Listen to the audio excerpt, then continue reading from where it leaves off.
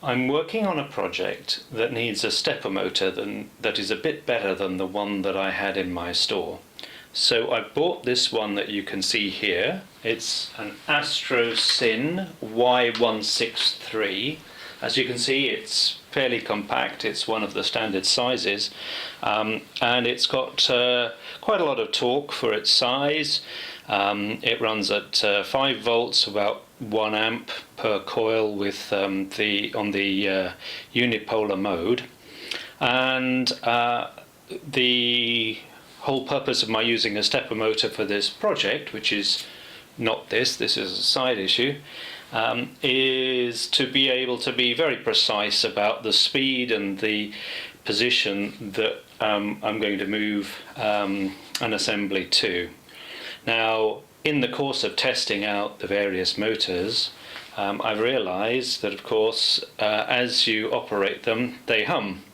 And I thought it would be rather fun, since I'm controlling this from a Raspberry Pi. The electronics that you can see just on the left has a whole lot of SPI, GPIO chips on it with FETs on the output stage, and that goes down to a Raspberry Pi, which you can't see in this picture, but anyway, there's a little Python program that's sitting there. And what I've done there is I've adapted a program that I had for other purposes. You can see here 2 keyboards.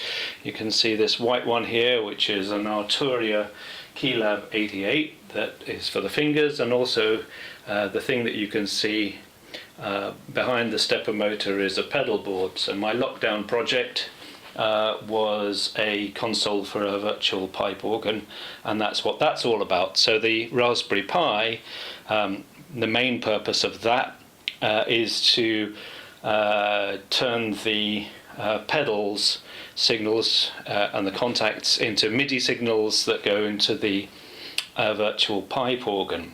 But I'm not using that today. I'm just using the Raspberry Pi with the same sort of configuration going outwards and controlling the 4 FETs to operate the 4 windings of this Astrosyn stepper motor.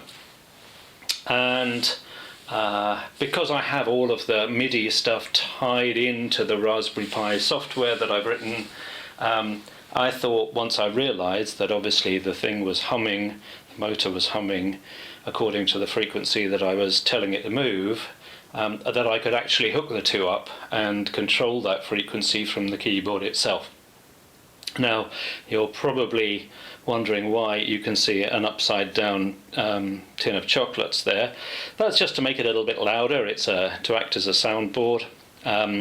The yellow tape that you can see, what I've done is I've stuck the motor to the tin basically with 2 pieces of low tack masking tape back to back, and then with cyanoacrylate glue between, because this is quite nice. It means you can just take everything apart and throw the tape away, so that's quite good. It's definitely louder with that sitting on that tin and stuck to the tin, although there is a bit of a resonance at some of the frequencies.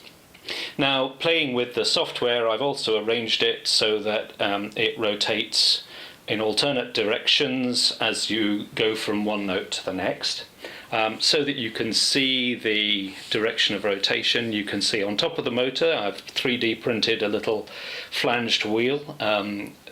Some of you may already have realized that that is a Meccano type part that I've modeled in. So one of the things that I'll do with the stepper motors is actually hook them up to other bits of Meccano, so that's a part of that.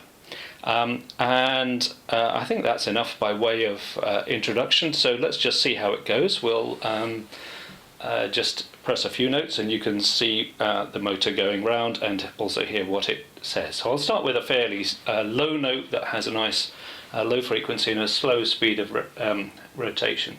So perhaps we'll take this C here.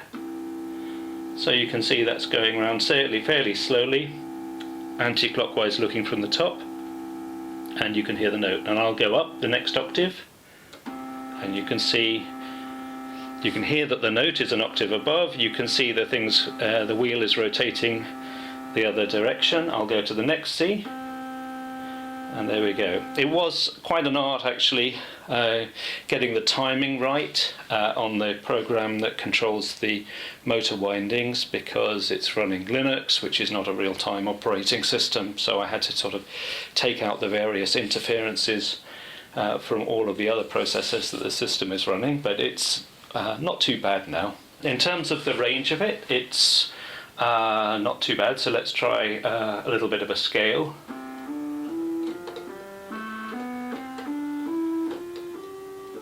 Here it's getting quieter here, and you can hear some other little harmonics beginning to come in at this frequency, and now it's getting a bit confused because I'm running it faster than it can actually do. So if you see that rotating slowly anti-clockwise, that's really what's happening. It's not just a strobe effect with the frame rate of the camera. And there it seems to be completely stationary. It's not really liking that, so I'll stop. So that was a scale going up. Let's try one going down.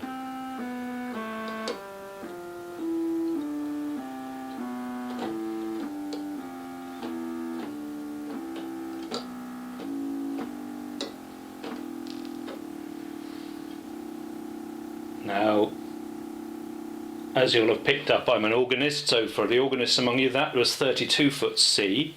And if I put the octave transpose on this thing, I can then go down another octave. So let's play that last octave again, but an octave lower.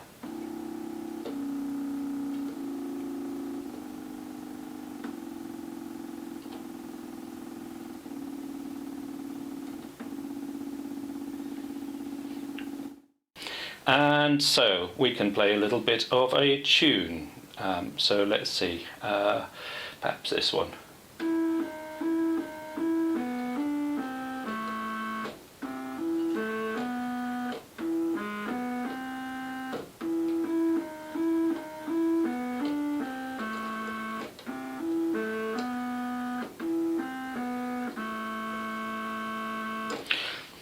So that's it. It's been quite a bit of fun getting it together to this point, and now of course the next thing is I'll disassemble the whole thing and actually use it for the project that I've intended. This sort of thing has of course been done before. There's a video out there somewhere of somebody that made a whole orchestra out of things like computer printers and disk drives, and it's worth looking for that. And you think about it, it's sort of a fairly obvious thing to do, but it is quite a little bit of fun for a Thursday afternoon. All right, hope you enjoyed that. Bye for now.